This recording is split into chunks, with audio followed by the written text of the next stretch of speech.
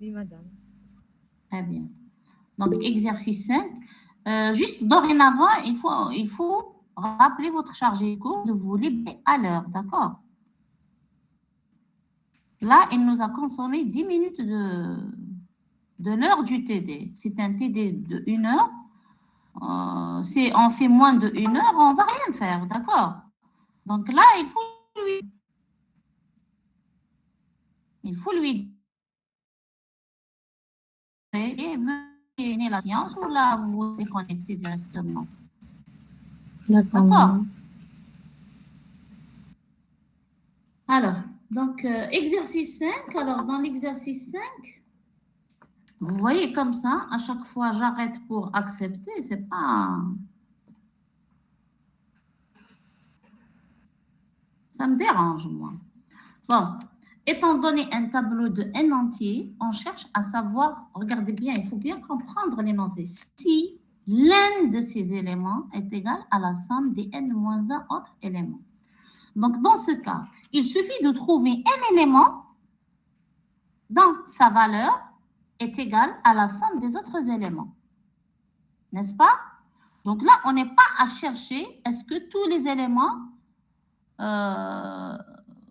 ou à chaque élément est égal à la somme des autres éléments. D'accord? Il suffit de trouver un élément dont sa valeur est égale à la somme des n-1 autres éléments. Donc, ici, par exemple, dans cet exemple de tableau, on a les valeurs. On a 6 éléments. Par exemple, le deuxième élément qui a la valeur 8, elle est égale à la somme des autres éléments. Elle est égale à la somme des autres éléments. 8, regardez bien, elle est égale à 3. Plus moins 6, c'est moins 3. Plus 3, 0. Plus moins 1, moins 1. Plus 9, 8. Donc, 8 égale à la somme des autres éléments. Maintenant, donc, pour écrire l'algorithme qui cherche à savoir si l'un de ces éléments est égal à la somme des n-1 autres éléments, on nous propose 2 méthodes. La première méthode, elle est bien décrite. La deuxième méthode, on va la choisir nous-mêmes.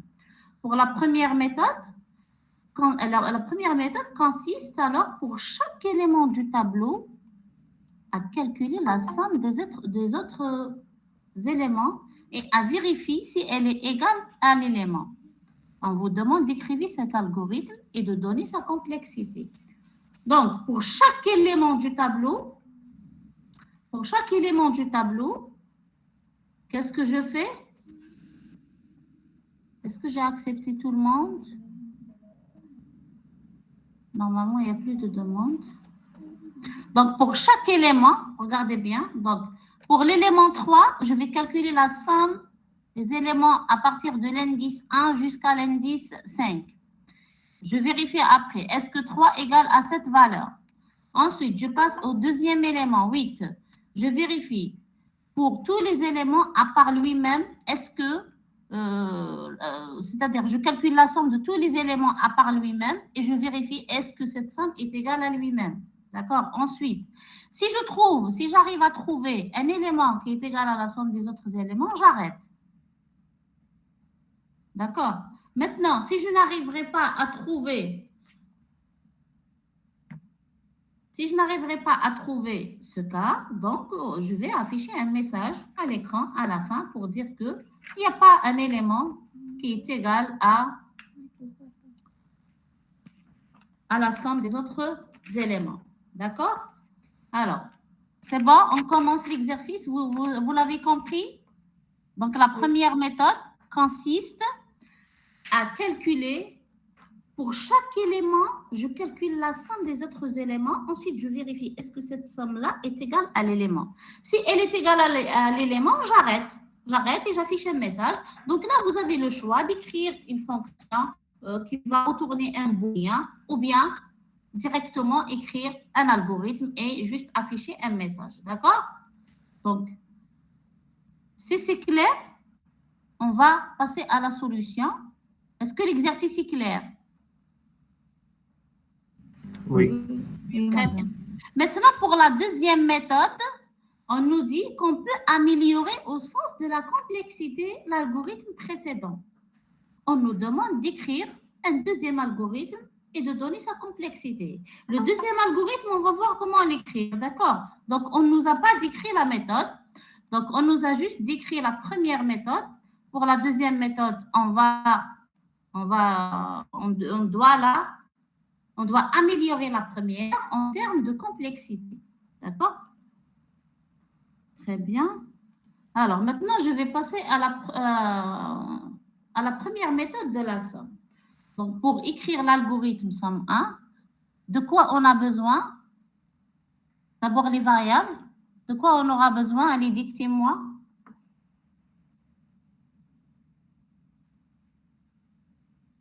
Dictez-moi. Le tableau.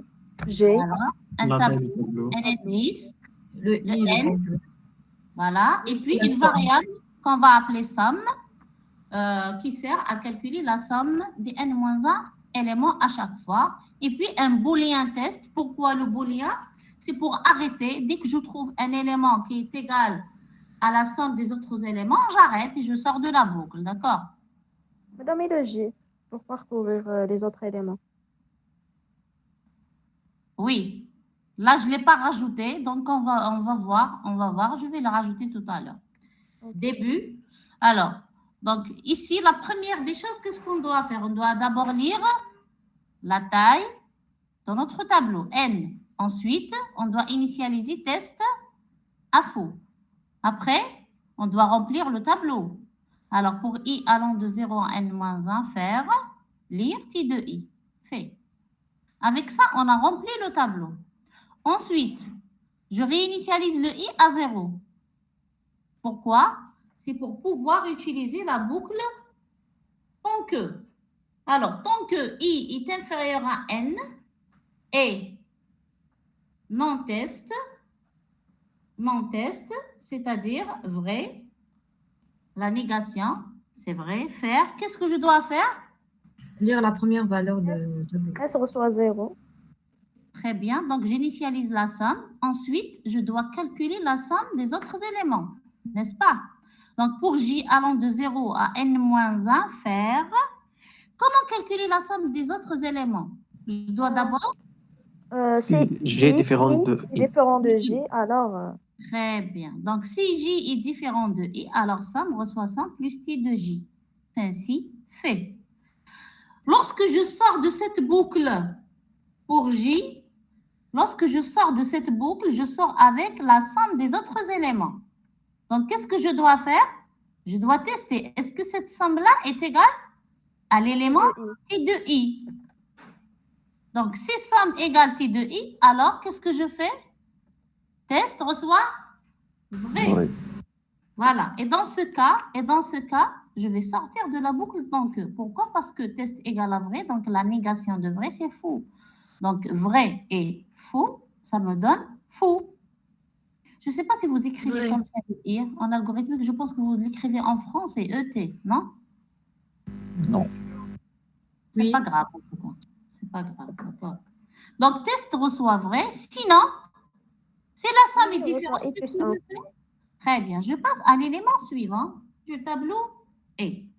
Et reçoit et plus 1, fancy, fait. Après, pour afficher un message à l'utilisateur, une fois que je sors de la boucle tant que, je sors soit avec un test égal à vrai, soit je sors avec un i égal à n, c'est-à-dire j'ai parcouru tous les éléments et je n'ai trouvé aucun élément qui est égal à la somme des autres. Dans ce cas, alors si test égal à vrai, alors écrire il y a un élément du tableau égal à la somme des autres éléments. Sinon, je vais écrire un message, il n'y a pas d'élément égal à la somme des autres éléments.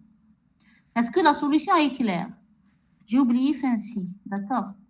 J'ai oublié fancy ici. Donc, fancy.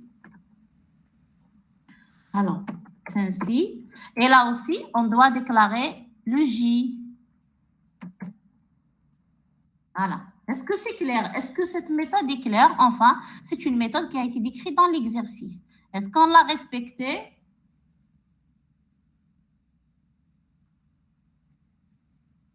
Donc, je répète que vous pouvez écrire une fonction qui va retourner un booléen.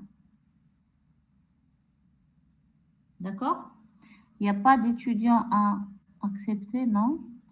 Très bien. Alors, je continue. Maintenant, on va calculer la complexité. Alors, pour le calcul de la complexité, regardez bien si je reviens au slide précédent. Ici, j'ai combien de boucles? Ici, par exemple, j'ai à l'intérieur, ici, je dois lire le tableau. Donc, c'est une complexité de l'ordre de n. Et là, j'ai une boucle tant que. À l'intérieur de la boucle tant que, j'ai une autre boucle pour g. D'accord? Donc, ici, la boucle tant que contient la boucle pour g et des opérations élémentaires. Donc, pour la boucle g, je peux la répéter combien de fois? N fois. Et la boucle tant que, donc au maximum, au pire des cas, je la répète aussi n fois. Donc, c'est un taux de n au carré. Voilà. Donc, pour la boucle J, elle comporte ces opérations élémentaires au moins b au plus, qui se répètent n fois. Donc, égale, le temps de calcul égale à 6 fois n. Et puis, pour la boucle tant que, elle comporte 8 opérations élémentaires et plus la boucle pour G qui se répète n fois. Donc, on a 8 plus 6 fois n, le tout fois n. Et donc, j'aurai plus la lecture du tableau égale à 3 fois n. Vous avez l'incrémentation, vous avez le test et quoi d'autre? La lecture. D'accord? Donc, 3 opérations élémentaires à peu près. Donc, 3 fois n. Alors, le temps de calcul égale 8 fois n. Je vais sommer tout. D'accord? Et je prends l'élément maximum. C'est l'élément informatif sur la complexité. Donc, ici, qu'est-ce qu'on trouve? On trouve que c'est une solution avec une complexité quadratique. D'accord? Donc, c'est une complexité quadratique. C'est n au carré. Elle est de l'ordre de n au carré. Donc, elle est de l'ordre de n au carré. Maintenant, est-ce qu'on peut proposer mieux? Dites-moi. Oui. Comment? Je crois qu'on fait la somme de tous les vecteurs. Oui. Et puis à chaque fois, on va... Comment on va faire? Sur la somme ou le t de i et un FR, on chauffe, est-ce qu'ils sont égaux? Très bien. Donc là, alors... Deux boucles différentes. Voilà, 2 boucles différentes. Et donc, on va avoir une complexité linéaire au lieu d'avoir une complexité quadratique. Donc, ici, pour la deuxième solution, donc le principe est de calculer d'abord la somme de tous les éléments du tableau. Après, je reparcours le tableau et je vérifie, est-ce que cette somme-là est égale? Est-ce que l'élément est égal à la somme plutôt moins lui-même? D'accord? Donc, je vérifie pour chaque élément si elle est égale à cette somme moins l'élément lui-même. Si je trouve un élément qui répond à cette condition, donc j'arrête et je sors de la boucle. Sinon, je peux aller, au pire des cas, je peux aller jusqu'au dernier élément. D'accord? Et donc, au pire des cas, j'aurai une complexité de l'ordre de n. D'accord? Donc, la même chose. Donc, je déclare les variables i, t200, n, somme, booléen, test. Et puis, donc, la première des choses, c'est de connaître la taille du tableau, d'initialiser le booléen à faux. Ensuite, je lis le tableau, je remplis mon tableau dans une boucle pour i allant de 0 à n-1, faire lire t de n. Et en même temps, regardez bien, à chaque fois que je lis un élément, je le rajoute à la somme. Sauf que là, j'ai oublié d'initialiser la somme à 0. Je vais revenir pour le faire tout à l'heure. D'accord? Après, une fois que j'ai calculé la somme, je rentre encore, je sors de cette boucle et je rentre dans une autre boucle tant que, alors tant que i est inférieur à n et non test, faire si t de i égale à somme moins t de i, alors test reçoit vrai. Sinon, qu'est-ce que je fais? I reçoit et plus 1, fin ci, fin de la boucle tant que. Après, je vérifie, c'est la même partie que l'algorithme précédent. Donc, si test égale à vrai, alors écrire il y a un élément du tableau égal à la somme des autres éléments. Sinon, je peux écrire qu'il n'y a pas d'élément égal à la somme des autres éléments, c'est-à-dire j'atteins la fin de mon tableau sans trouver un élément qui est égal à la somme des autres éléments. Et donc, là, comment, en analysant la complexité de cet algorithme, qu'est-ce qu'on peut dire? Regardez bien, j'ai une boucle pour qui se répète une fois avec une incrémentation, un test, une lecture, somme plus une affectation. D'accord? Donc, on a 5 fois n. Et là, pour la boucle tant que, qu'est-ce que j'ai? J'ai 2 tests, plus un autre test, donc 3, 4 affectations, une somme plus une affectation, 5, 6. Donc, à peu près, on a 6 opérations élémentaires qui peuvent se répéter jusqu'à n fois au maximum. D'accord? Et dans ce cas, j'ai 2 boucles séparées. Chaque boucle se répète n fois. Donc, la complexité, elle est comment? N. Linéaire.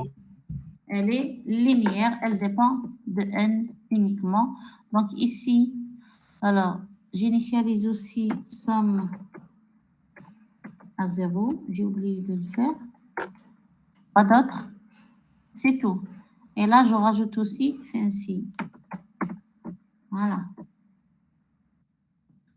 Donc, lorsque j'arrive au calcul de la complexité, donc on a 2 boucles.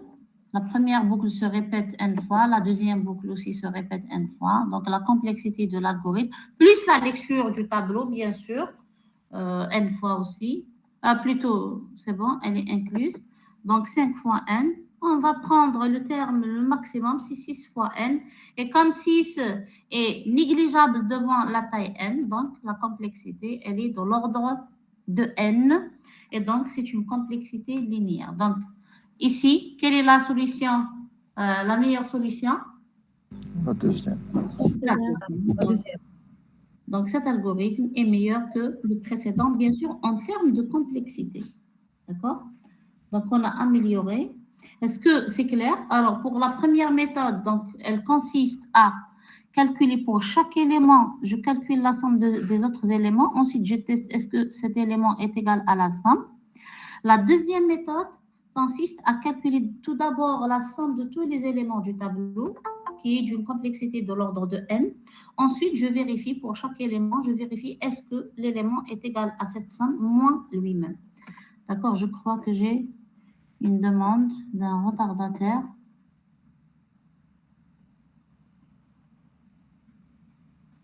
Est-ce que c'est clair? Est-ce que l'exercice est clair et la solution est claire? Oui. Très bien.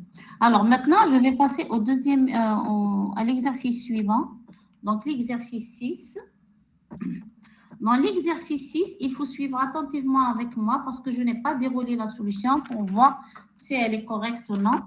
Donc, il faut suivre avec moi. On verra si elle est correcte. D'accord?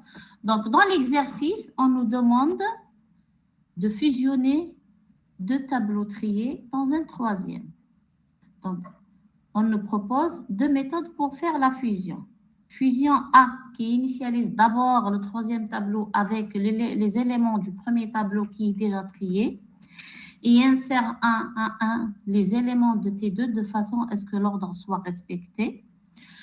Et une deuxième méthode, fusion B, qui remplit T3 en parcourant simultanément T1 et T2, du début jusqu'à leur fin.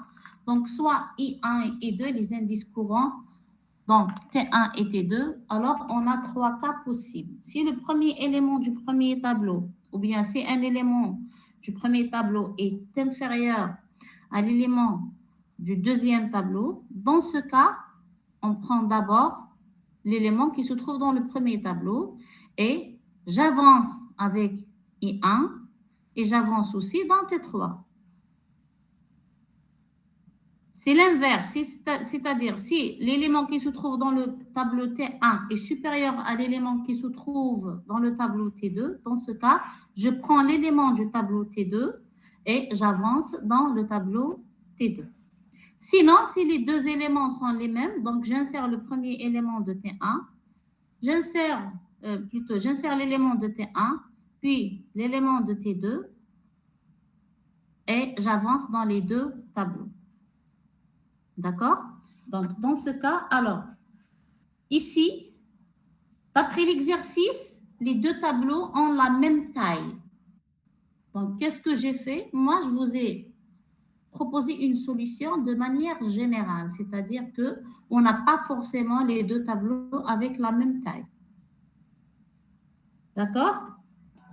Donc, ici, j'ai commencé par fusion B. Que dit fusion B? Elle dit de vérifier les 3 cas possibles, c'est-à-dire je vais parcourir les deux tableaux en même temps pour remplir le tableau T3. D'accord? Donc, qu'est-ce que je fais? D'abord, quelles sont les variables que je dois créer?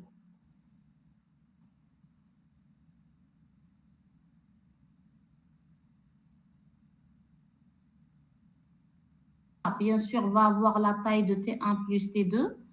Ensuite, les indices I, J, K et les tailles N et M. Après, on verra si on aura besoin d'autres variables pour les rajouter. Donc, la première des choses, qu'est-ce qu'on doit faire? On doit d'abord Lire les deux tableaux. voilà, lire T1 et T2. Moi, je n'ai pas rajouté ça. Donc, on peut le faire. Il est facile, d'accord, de le faire.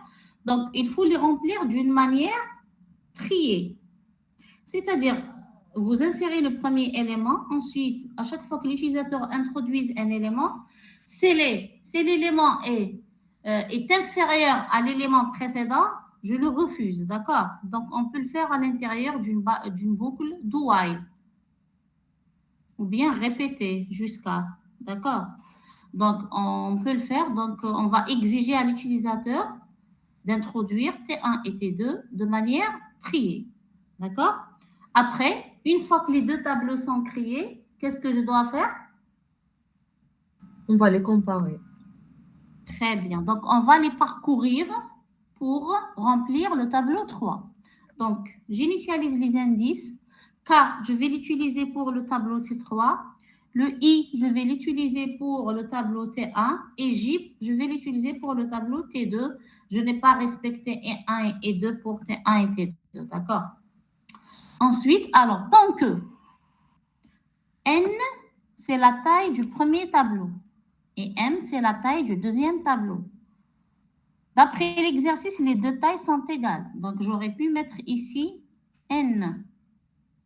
Mais je préfère une solution générale où les deux tableaux, des tailles différentes. Madame, ما نديروش او وعلاش نديرو باسكو كان يخلص الاول نقدروا نزيدوا الريزلت الدوزيام. C'est un I, d'accord?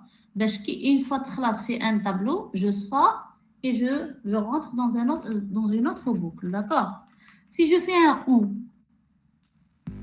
je peux avoir des anomalies, d'accord? On verra pourquoi. On verra pourquoi, selon ce que je vous propose. Donc, si vous avez une autre solution à nous proposer, elle est la bienvenue, d'accord? Donc, tant que I inférieur à N et J inférieur à M, faire, qu'est-ce que je fais? Je compare. Si T1 de I est inférieur à T2 de J, qu'est-ce que je fais? Alors, je vais prendre l'élément T1 de I. T3 de K reçoit T1 de I. J'avance avec l'indice I1 et j'avance bien sûr avec l'indice K. Sinon, si T1 de I est supérieur à T2 de J, alors, cette fois-ci, je vais prendre l'élément qui se trouve dans T2 de J. Dans T2 plutôt. Alors, T3 de K reçoit T2 de J. J reçoit J plus 1 et j'avance bien sûr dans le tableau 3. T3. Sinon, le sinon de ceci veut dire que T1 de I égale T2 de J. Qu'est-ce que je vais faire? Je vais prendre les deux éléments un par un. Alors, T3 de K reçoit T1 de I. J'avance avec l'indice I. J'avance avec l'indice K. Ensuite, T3 de K reçoit T2 de J. J'avance avec l'indice J et j'avance aussi avec l'indice K pour ne pas écraser d'éléments. Est-ce que c'est clair? Oui. Très bien. Ensuite, une fois que je sors de cette boucle, regardez bien, ici j'ai mis une condition I, c'est-à-dire je vais avancer dans les deux tableaux. Imaginez que j'arrive à la fin d'un tableau avant l'autre. Soit je sors avec un I égale N, ou bien un J égale à M. Donc, dans ce cas, alors en cas où il reste des éléments dans l'un des tableaux, comment le faire? Je rentre dans une autre boucle tant que I est inférieur à N, faire T3 de K reçoit T1 de I, K reçoit K plus 1, I reçoit I plus 1. Fait. N'est-ce pas? Dans le cas où je sors de cette boucle avec un I inférieur à N. Maintenant, si j'arrive à la fin du premier tableau, c'est-à-dire que je ne rentre pas dans cette boucle. Déjà, je sors avec un I égale N. Donc, je vérifie tant que I est inférieur à N, non, I est égal à N, donc je ne rentre pas. Dans ce cas, ça veut dire que je sors avec un tant que J, avec un J inférieur à M. Je rentre dans la boucle tant que J inférieur à M. Je fais la même chose. Donc, T3 de K reçoit T2 de J. J reçoit J plus 1 et K reçoit K plus 1. Fait. Est-ce que vous avez compris pourquoi j'ai rajouté ces deux boucles tant que? Parce que si les deux tailles sont les mêmes, même si les deux sont les mêmes, je n'avance pas de la même manière dans les deux tableaux. D'accord? Je n'avance pas dans les deux tableaux en même temps. Parfois, j'avance dans le premier tableau et parfois dans le deuxième tableau. N'est-ce pas? Oui. Et pourquoi je ne dois pas mettre un ou ici, pour celui qui a proposé de mettre un ou? Parce que si je mets un ou, imaginez que j'arrive à la fin de l'un des tableaux et l'autre, je ne l'ai pas encore terminé. Dans ce cas, je vais comparer des éléments avec des éléments inexistants dans l'autre tableau. Et dans ce cas, je vais fausser parce que si un élément n'existe pas, donc il va me proposer n'importe quel nombre. D'accord? Un entier ou classe. Et dans ce cas, je vais fausser mon résultat, n'est-ce pas? Donc, c'est pour ça qu'il faut un I logique au lieu d'un OU. Pourquoi? Parce que si j'arrive à la fin de l'un des tableaux, cette comparaison, elle est inutile. D'accord? Les comparaisons qui se trouvent à l'intérieur sont inutiles. Je compare un élément qui existe avec quelque chose qui n'existe pas. D'accord? Donc, il faut mettre un I logique. Pourquoi? Parce que si j'atteins la fin de l'un des tableaux, je sors et je rentre dans la boucle suivante qui vérifie. Alors, si je sors avec un I égale N, donc je ne rentre pas dans cette boucle. Je rentre dans la boucle tant que J inférieur à M, c'est-à-dire il me reste des éléments à l'intérieur du tableau T2. Sinon, c'est-à-dire que je suis dans le... Il me reste des éléments dans le tableau T1. D'accord? Donc ici, avec les deux boucles, je n'ai même pas besoin de vérifier if I est inférieur à N. Donc le test est inclus dans la boucle tant que. De même, je n'ai pas besoin de vérifier si J est inférieur à M. Directement, tant que J est inférieur à M, je rajoute, j'insère les éléments. Je sais qu'ils sont triés, donc je vais les insérer un après un. Est-ce que c'est clair? Oui. Après, je vais afficher le troisième tableau. Donc, le troisième tableau, sa taille, je sais qu'elle est de N plus M. Donc, pour I allant de 0 à N plus M moins 1, faire, écrire T3 de E fait. Maintenant, on va analyser cette solution. Alors, ici, fusion B. Regardez bien, la boucle tant que, elle se répète combien de fois?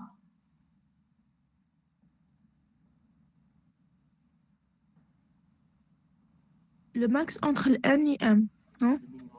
Le minimum entre Le min entre le N et le M. Oui, D'accord. le min. Le minimum entre N et M, parce que c'est un I, c'est pas un OU. Là aussi. Et là, regardez bien, pour l'affichage, il se répète au maximum N plus M fois.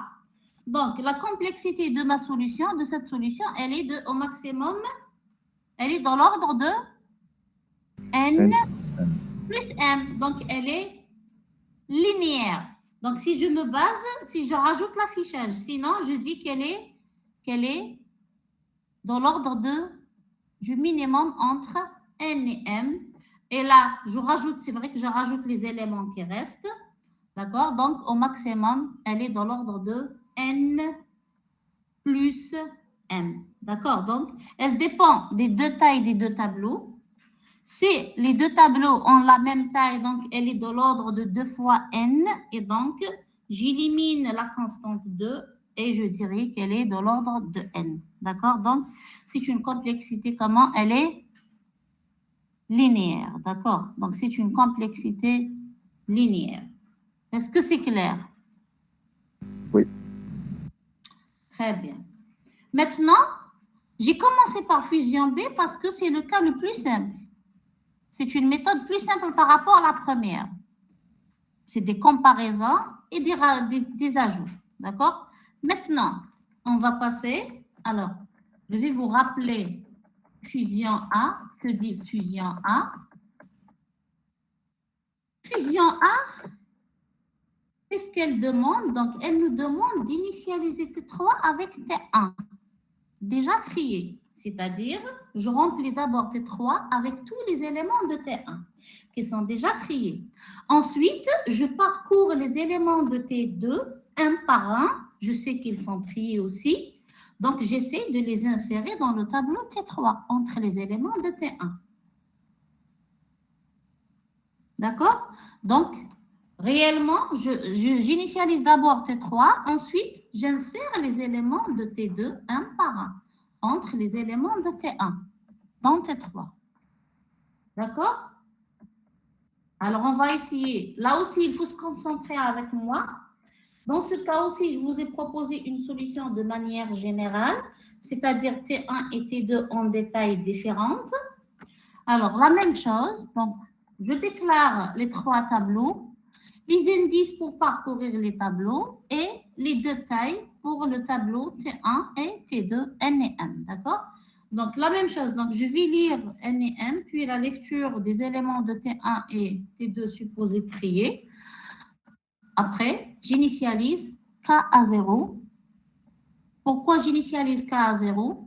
K, c'est l'indice du tableau T3. Donc, je vais remplir d'abord T3 par les éléments de T1. C'est ce qu'on m'a demandé. Comme N, c'est la taille du tableau T1, alors je vais parcourir T1 de 0 jusqu'à N-1. Qu'est-ce que je fais? J'insère à chaque fois, je remplis les cases de T3 par les éléments de T1. Donc, pour I allant de 0 à N-1, faire T3 de K reçoit T1 de I et j'avance avec l'indice K pour passer à l'élément suivant. Je sors de cette boucle avec T3 déjà rempli avec les éléments de T1. Après, on doit insérer les éléments de T2 dans T3. Comment procéder pour l'insertion?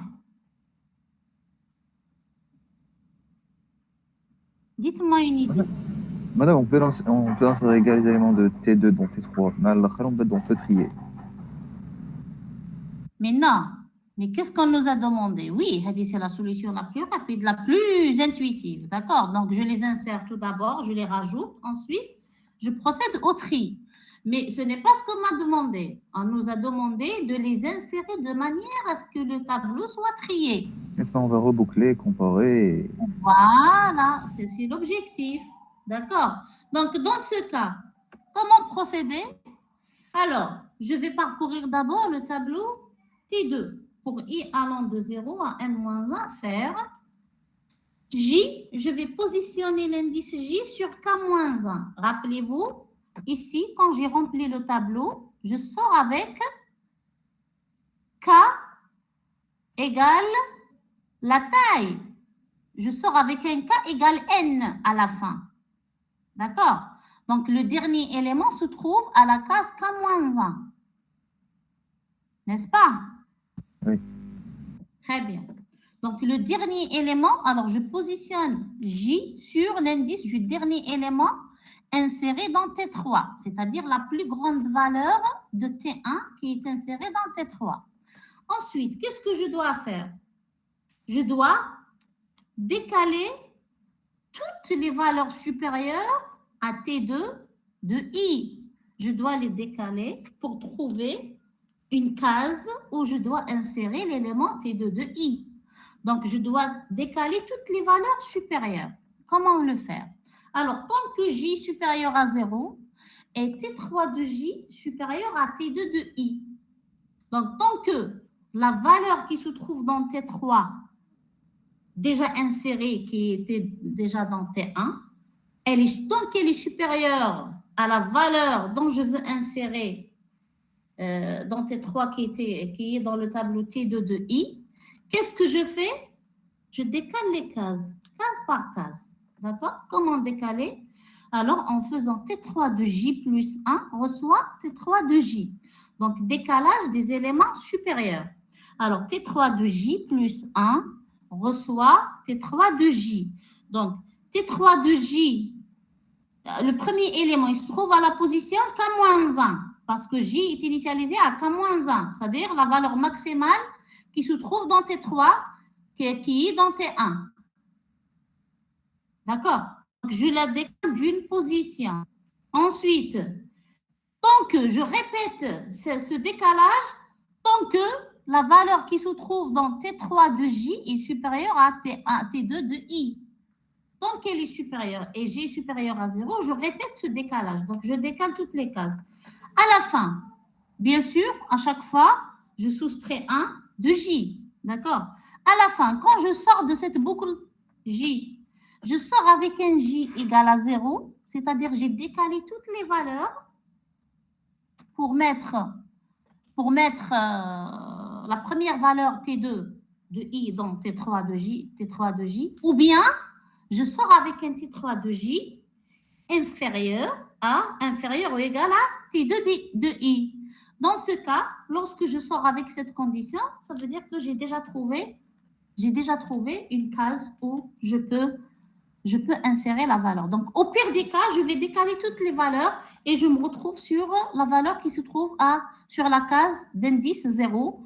Donc, je vais mettre l'élément l'élément T2 de I dans cette case-là.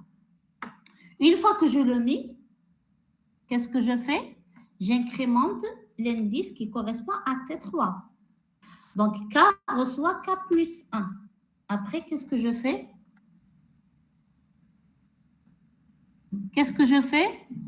Le I va être incrémenté. Regardez bien. Je reboucle avec la boucle pour. Le I va être incrémenté de manière automatique, c'est-à-dire je passe au deuxième élément de T2 tout en réinitialisant J à K-1. Regardez bien. Là, on a incrémenté le K. Pourquoi? Parce qu'on a inséré une valeur. Donc, il faut incrémenter. D'accord?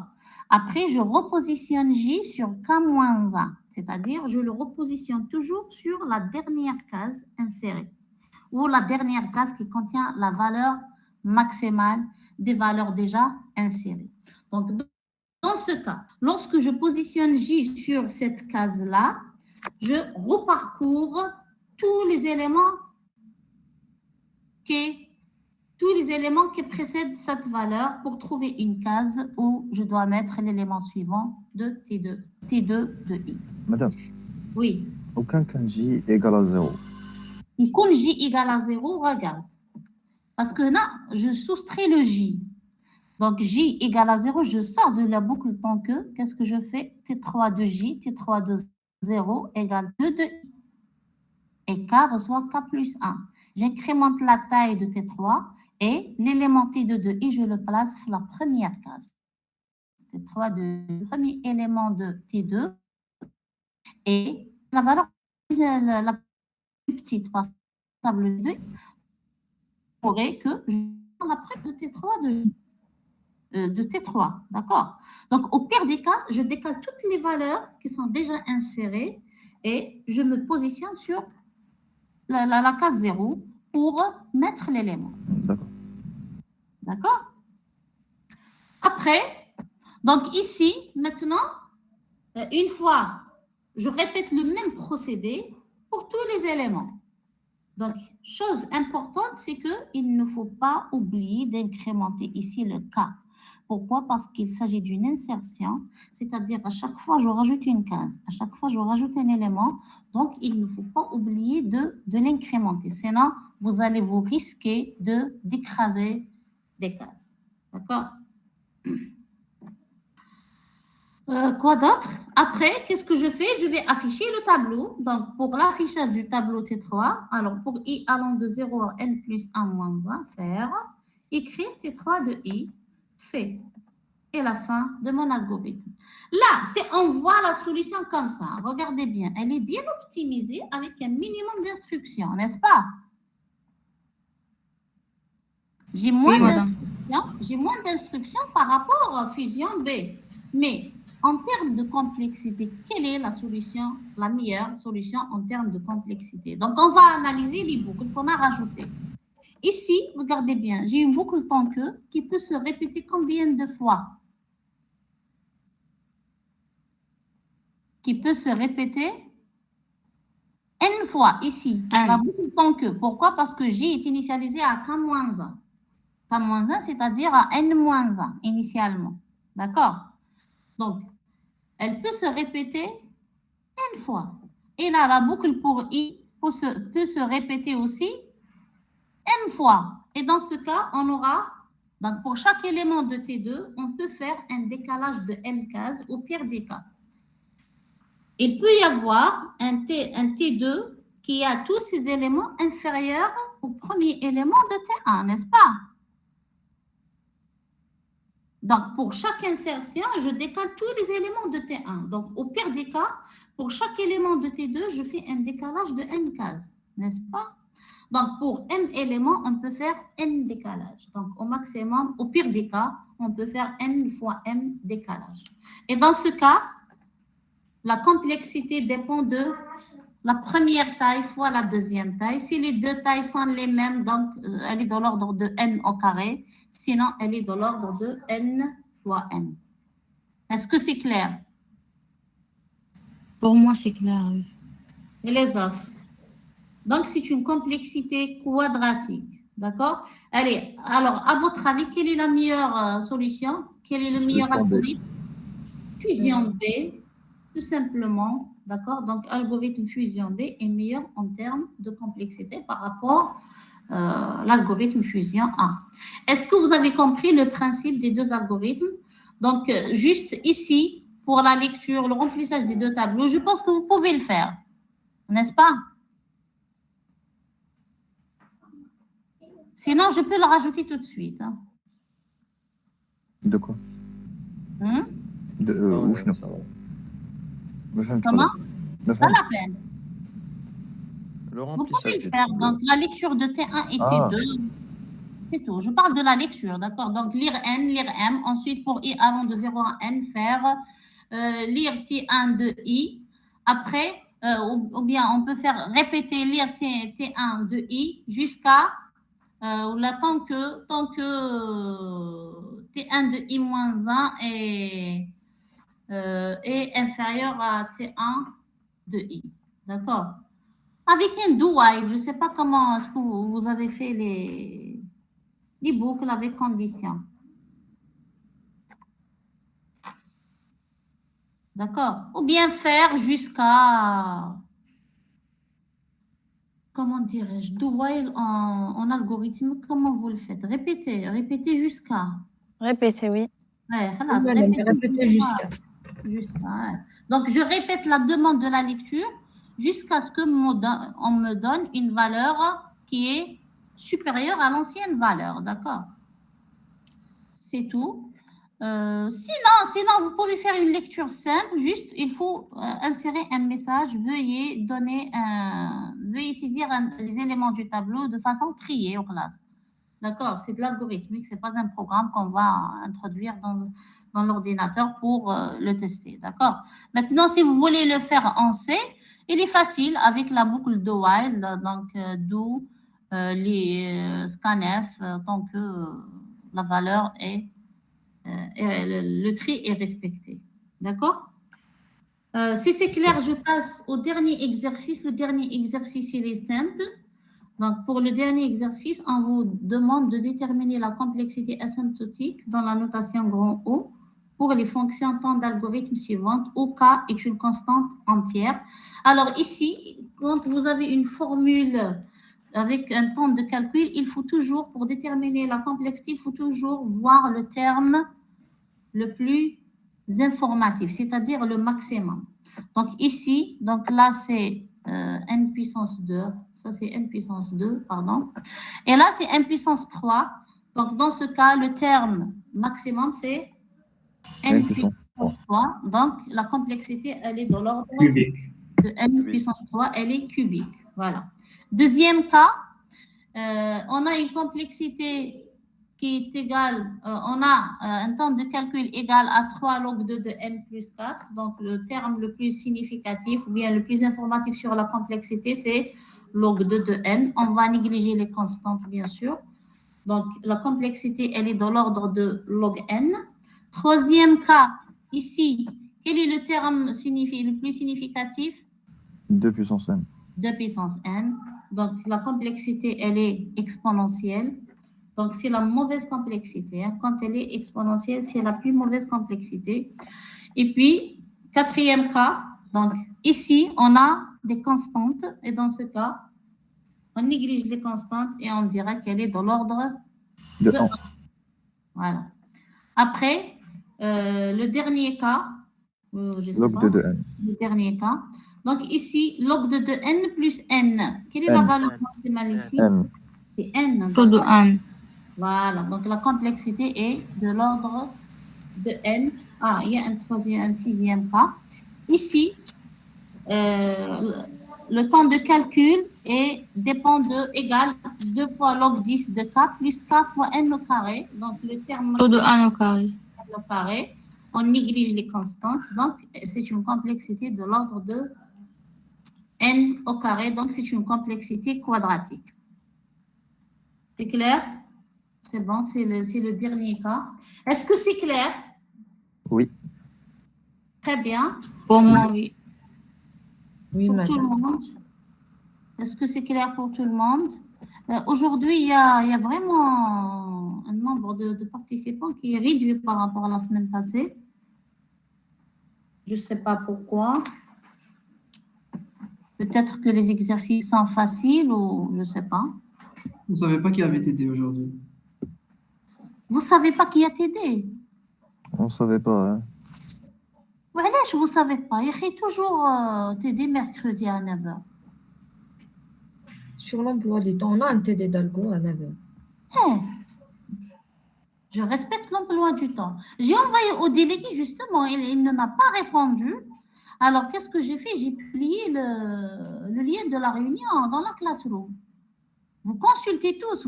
Normalement, chaque étudiant reçoit une notification quand on publie ou on poste quelque chose dans la classroom. Oui.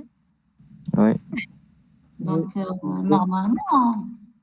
Madame, si vous pouvez nous envoyer demain la correction.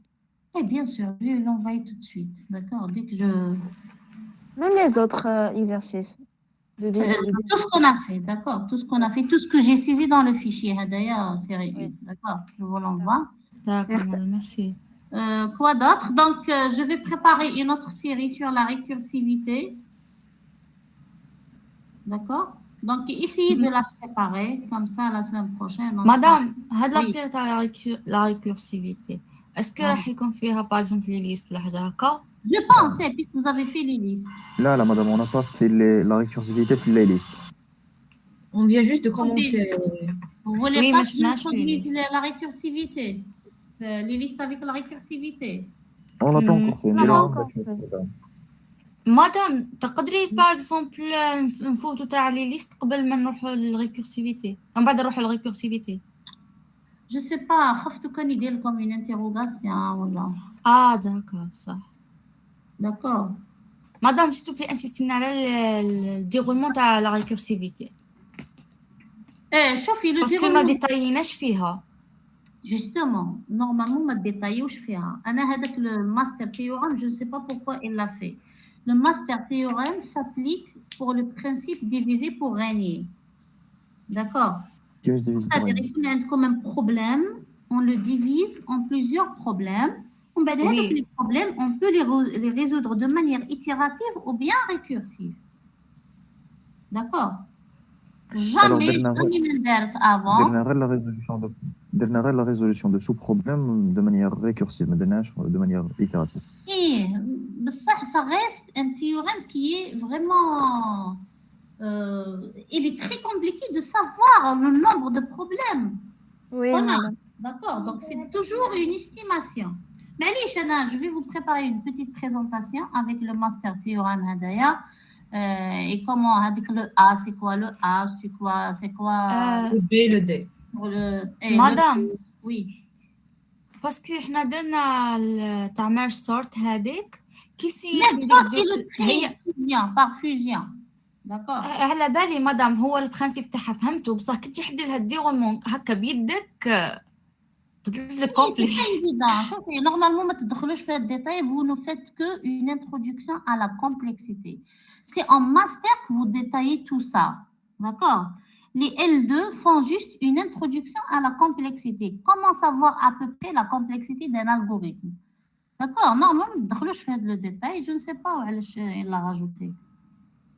Maintenant, je vais vous préparer un petit exemple, d'accord, où on verra comment trouver le A et le B, etc. Mais un petit exemple, d'accord?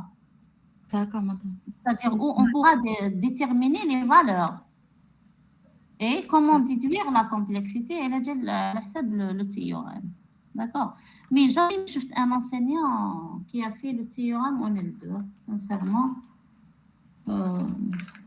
Je ne vois pas l'utilité de le faire, sincèrement.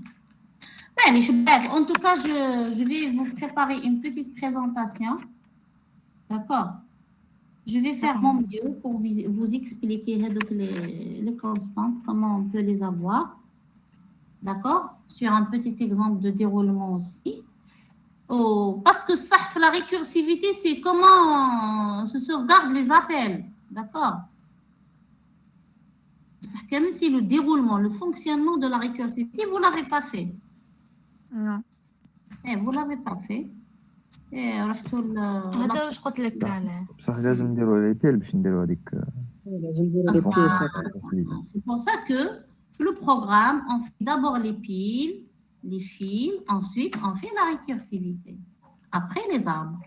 D'abord le programme. خلاص مدام ما نديرو لا ريكورسيفيتي على دي شوز هكاك شغل نورمال بار لي ليست ومن بعد كي نقراو لي بيل نزيدو نديرو مع هاي زيكزارسيس تاع لا ريكورسيفيتي. على ريكورسيفيتي ان شاء الله. ان شاء الله. D'accord. Ok, donc je vais essayer de préparer une série ما فيهاش بزاف des exercices sur la récursivité. بالك une séance, 2 séances نكملوها. Ensuite نشوفوا d'autres يتكملوا t'avancer في les listes. On verra d'autres exercices sur les listes. Donc, on introduit toujours, on va essayer toujours d'introduire une solution itérative plus une solution avec récursivité. D'accord? D'accord, madame. Ok. Allez, voilà, bon courage. Donc, Merci beaucoup, madame. Merci. Bon courage pour tout le monde.